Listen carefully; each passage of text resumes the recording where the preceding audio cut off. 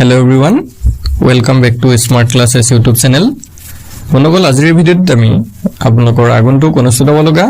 Assam police এবিউবি constable বা SI এপিআৰও বা forest ডিপাৰ্টমেন্টৰ যিকোনো ধৰণৰ ৰিটেন এক্সামৰ কাৰণে সহায় হোৱাকৈ এটা মেথছৰ নতুন ক্লাছ লৈছো আৰু এই ক্লাছটোত কিছুমান ইম্পৰ্টেন্ট ফৰ্মুলা আৰু শৰ্ট ট্ৰিক্সৰ সহায়ত আপোনালোক কোৱেশ্চনখিনি কৰাই দিম যাতে এক্সামত গৈ খুব কম সময়ৰ ভিতৰতে এনে ধৰণৰ কোৱেশ্চনবোৰ আপোনালোকে সলভ কৰিব পাৰে হেই আপোনালোকে ভিডিঅ'টো স্কিপ নকৰিব আৰু শেষলৈকে চাই থাকিব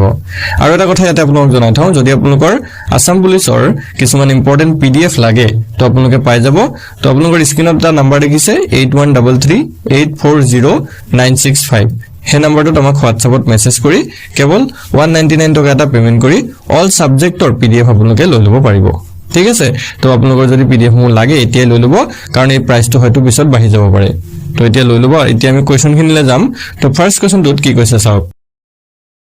এজন লৰাই যাত্ৰাৰ প্ৰথম অংশ 40 কিলোমিটাৰ পাৰ আৱাৰ বেগত সম্পন্ন কৰে আৰু বাকি অংশ 60 কিলোমিটাৰ পাৰ আৱাৰত সম্পন্ন কৰে তেতিয়া লৰাটোৰ গড় বেগ কিমান হ'ব A boy completes the first part of the journey at 40 km per hour and the rest at 60 km per hour. What is the average velocity of the boy? এতিয়া এনে ক্ষেত্ৰত এনেকুৱা ধৰণৰ যদি কোৱেশ্চন আপোনালোকৰ আহে যে এজন মানুহে বা এজন ব্যক্তিয়ে এটা সম্পূৰ্ণ যাত্ৰাটোৰ এটা অংশ ইমান কিলোমিটাৰ গতি কৰিছে আৰু এটা অংশ 60 কিলোমিটাৰ গতি কৰিছে তো লৰাটো গড় বেগ বা যেটো এভাৰেজ ভেলোচিটি যদি উলিয়াব দিয়ে তাৰ কাৰণে এটা সূত্ৰ আছে সিম্পল সূত্ৰটো হৈছে এনেকুৱা 2xy ডিভাইডেড বাই x plus y সিম্পল সূত্ৰ হয় মনত ৰাখি থব এতিয়া ইয়াতে x আৰু y কি হয় x মানে হৈছে যেটো আমাৰ প্ৰথম গতিবেগ দিয়া আছে যেটো আমাৰ প্ৰথম বেগ দিয়া আছে এটো আৰু y মানে হৈছে যেটো দ্বিতীয় বেগ দিয়া আছে হেতু ঠিক আছে প্ৰথম গতিবেগটোক আমি x ধৰিছো আৰু দ্বিতীয় গতিবেগটোক আমি y ধৰিছো ইয়াতে আমাৰ x মানে হৈছে 40 ঠিক আছে মই এখিনি মুছি দিছো সূত্ৰটো আপোনালোকে নোট কৰি লব ইম্পৰ্টেন্ট সূত্ৰ হয় আৰু ইয়াৰ পৰা সিওৰ এটা প্ৰশ্ন আপোনালোকৰ আহে এনেকুৱা ধৰণৰ সো সূত্ৰটো আপোনালোকে নোট কৰি লব 2xy ডিভাইডেড বাই x plus y হল সো ইয়াতে আমাৰ x কিমান দিয়া আছে x দিয়া আছে 40 আৰু y দিয়া আছে আমাৰ 60 হৈ গল x 40 y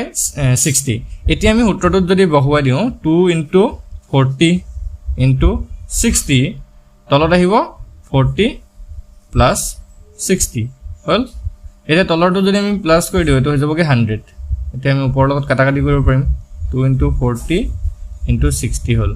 60 পৰা এটা 0 কাটিলো 100 পৰা এটা 0 আকৌ 40 পৰা এটা 0 কাটিলো 100 পৰা এটা 0 তলত এতিয়া একো নাই একটা আছে একৰ কোনো ভ্যালু নাথাকে তলত থাকিলে সো এতিয়া আমাৰ পূৰণ হৈ থাকিলে কি 2 পূৰণ 4 পূৰণ 6 2 4 গুণ 8 8 গুণ 48 সো আমাৰ আনসাৰটো ওলাই গল 48 কিলোমিটাৰ পাৰ আৱাৰ হল ঠিক আছে 48 kilometre per hour so option আমাৰ এটো হৈ যাবগে কাৰেক্ট আনসাৰ বুজি পাইছে সকলোৱে সো বুজি পাইছে যদি এনেকুৱা ধৰণৰ সেম কোৱেশ্চন আপোনালোকৰ বাবে আৰু এটা ৰাখিছো এটো আপোনালোকে কৰি চাব পাৰে সেম কোৱেশ্চন হয় এজন লৰাই যাত্ৰাৰ প্ৰথম অংশ 30 কিলোমিটাৰ পাৰ আৱাৰ বেগত সম্পন্ন কৰে আৰু বাকি অংশটো 20 কিলোমিটাৰ সম্পন্ন কৰে সো লৰাটোৰ গড় বেগ কিমান হ'ব তো আপোনালোকে কোনে কোনে বুজি পাইছে ইয়াৰ আনসাৰটো কমেন্টত আপোনালোকে জনাব পাৰে আৰু যদি বুজি পোৱা নাই তেতিয়া হলে চাই লওক যোনে পাৰে আপোনালোকে কৰি পিনে ভিডিওটো পোষ্ট কৰি পিনে আনসাৰটো কমেন্টত জনাব ঠিক আছে সো মই কৰি দিছো চাই লওক তো কি কৈছে ইয়াতো আমাক প্ৰথম গতিবেগটো দি আছে 30 মানে x টো দি আছে আমাৰ 30 আৰু y মানে দ্বিতীয় গতিবেগটো দি আছে 20 হল সো সূত্ৰটো আছিল আমাৰ x 2xy ডিভাইডেড বাই x plus y হয়নে সূত্ৰটো এটো 2xy ডিভাইডেড বাই x plus y এটো সূত্ৰটো নোট কৰি লব সো এটা 2 প্ৰথমতে হ'ব কি 2 30 20 আৰু তলত কি হ'ব 30 plus 20 এতিয়া আমি তলত যদি চাও 30 আৰু 20 যোগ কৰিলে 50 এফালে 2 30 20 হল 20 ৰ পৰা এটা শূন্য কাটি দিলো 50 ৰ পৰা এটা শূন্য কাটি দিলো তে 5 যদি আমি 30 কাটি দিও সবাৰ যায় সো ইয়াতে আমি পালোগে 2 পূৰণ 6 পূৰণ 2 হল 2 গুণ 12 12 দুগুণ 24 তো আমাৰ আনসাৰটো ওলাই গল 24 কিলোমিটাৰ পাৰ আৱাৰ হল 24 কিলোমিটাৰ পাৰ আৱাৰ সো এটো অপচন ডি টু হৈ যাব কাৰেক্ট আনসাৰ হল বুজি পাইছে তো যাৰ যাৰ ডি ওলাইছে মানে 24 ওলাইছিলে তেওঁলোকৰ কাৰেক্ট আছে ঠিক আছে তেওঁলোকে বুজি পাইছে তো এতিয়া দুটা কোৱেশ্চন কৰিলো সাগে ডাউট নাই এতিয়া পাৰিব সাগে সো এতিয়া নেক্সট কোৱেশ্চনটো লাগব নেক্সট টু কি দিছে 60% অক ভগ্নাংশত প্ৰকাশ কৰা বুলি কৈছে ঠিক আছে 60% অক ভগ্নাংশত প্ৰকাশ কৰিব দিছে তো এতিয়া যিকোনো এটা সংখ্যাক যদি আমি ভগ্নাংশত প্ৰকাশ কৰিব দিয়ে যিকোনো সংখ্যা বুলি নহয় পাৰ্চেন্টেজৰ মানে যিবিলাক পাৰ্চেন্টৰ থকাবিলাকত যদি ভগ্নাংশত প্ৰকাশ কৰিব দিয়ে সিম্পল এটা কাম কৰিব লাগে অকল কি কৰিব লাগে 100 এটা দি হৰণ কৰিব লাগে সাপোজ 5% ক যদি ভগ্নাংশত প্ৰকাশ কৰিবলৈ দিয়ে তেতিয়া কি হৈ যাবগে 5 আৰু তলত 100 এটা দি হৰণ কৰি দিয়ক 5/100 সিম্পল কথা একো কৰিব নালাগে বোলে 15% ক দিছে 15% ক ভগ্নাংশত প্ৰকাশ কৰিব দিছে তেতিয়া কি হ'ব সিম্পল 15/100 তাৰ পিছত কটাকটি গলে কাটি দিব আৰু এটো 1/20 হ'বগে কাটাকাটি কৰিলে ইয়াত যদি কাটে 5 এৰে যদি কাটে 3 বাৰ যাব 5 এৰে যদি 100 কাটে 20 বাৰ যাব 3/20 হ'ব এনেকুৱা ধৰণৰ হল এতিয়া আমাক কি দিছে 60% দিছে তো 60% কো ভগ্নাংশত প্ৰকাশ কৰিলে সেম ওপৰত 60 লিখক তলত 100 লিখি দিয়ক হৈ গল 00 এটা কাটি দিলু থাকিলে ফেলে 6 আৰু 10 2 এ যদি কাটো 3 বাৰ যাব 10 কাটিলে 5 বাৰ যাব হল 3/5 আমাৰ आंसर ওলাই যাব 3/5 অপচন সি আছে তো অপচন সি টো হৈ যাব শুদ্ধ উত্তৰ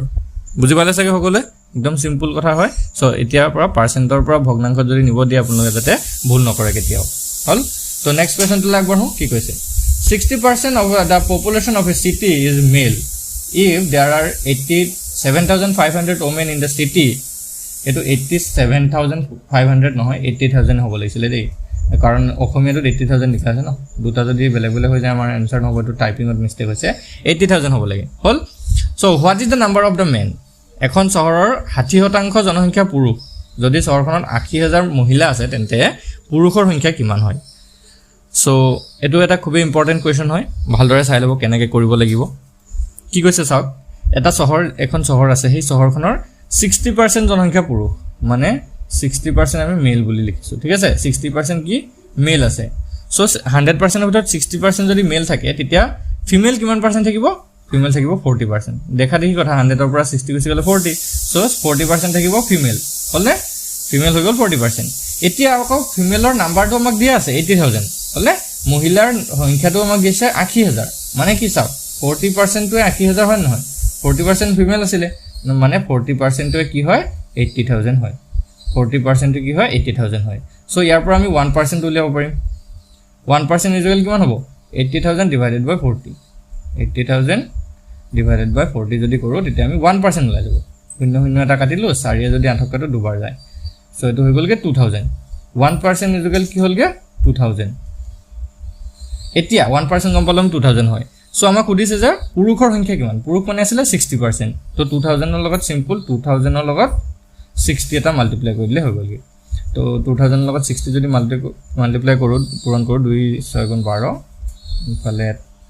এটা হইনা 1,20,000 হল না 1,20,000 1,20,000 পুৰুষ আছে পূৰণটো কৰিলে হৈ গলগে সো এটো আমাৰ অপচন সি টো হ'ব কাৰেক্ট आंसर বুজি পালে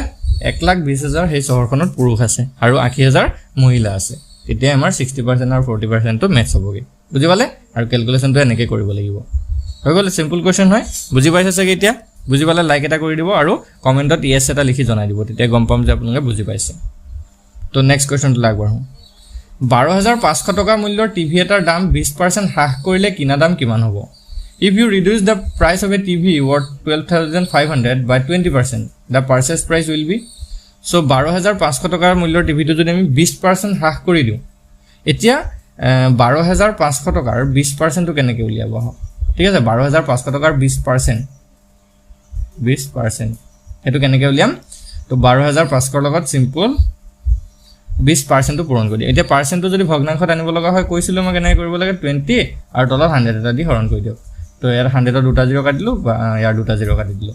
থাকিলে 125 ইনটু 20 আৰু এটাক যদি আমি পূৰণ কৰো 125 দি পূৰণ কৰিলে হ'বগে 250 আৰু ইফালে এটা শূন্য 2500 হলনে তো 2500 টকা এটা কি হ'ব হ্ৰাস হ'ব 2500 টকা এটা কি হ'ব হ্ৰাস হ'ব এতিয়া আমি সিম্পল 12,500 পৰা 2500 টো মাইনাস কৰিলে হৈ যাবগে সো এটো আমাৰ 12,500 আৰু ইয়াৰ পৰা 2500 মাইনাস কৰি দিয়ক আমাৰ आंसर ওলাই গলগে 10,000 টকা হলনে 10,000 টকা সব 0 কাটিলে 0 5 পৰা 5 গল 0 2 2 গল 0 আৰু ইফালে 10,000 টকা হ'ল आंसर টো 10,000 টকা ওলালে সো অপচন ডি টো হৈ যাব আমাৰ কাৰেক্ট आंसर 12,500 টকা মূল্যৰ টিভি এটা যদি 20% হ্ৰাস কৰি পিনে কিনা হয় তেতিয়া কিনা দামটো হ'বগে 10,000 টকা বুজি পাইছে মানে কেতিয়াবা ডিসকাউন্ট দিয়া থাকে ন কোনোবা বস্তুত সো তেনেকুৱা ধৰণৰ যদি আপোনালোকে ডিসকাউন্টটো এনেকুৱা ধৰণৰ অংকবিলাক জানে তেতিয়া পাৰ্চেন্টত ডিসকাউন্টটো দিয়া থাকিলে আপোনালোকে লগে লগে উলিয়াব পাৰিব হ'ল Next question 3.003 আৰু 2.050 পাৰ্থক্য সিহঁতৰ যোগফলৰ লগত যোগ কৰিলে মুঠ সংখ্যাটো কি হ'ব what is the total number when the difference of 3.003 and 2.050 is added to their sum মানে কি কৈছে এই দুটা আমাৰ সংখ্যা যে দিয়া আছে এই দুটা সংখ্যাৰ প্ৰথমতে পাৰ্থক্য উলিয়াব লাগিব আৰু সিহঁতৰ যোগফল উলিয়াব লাগিব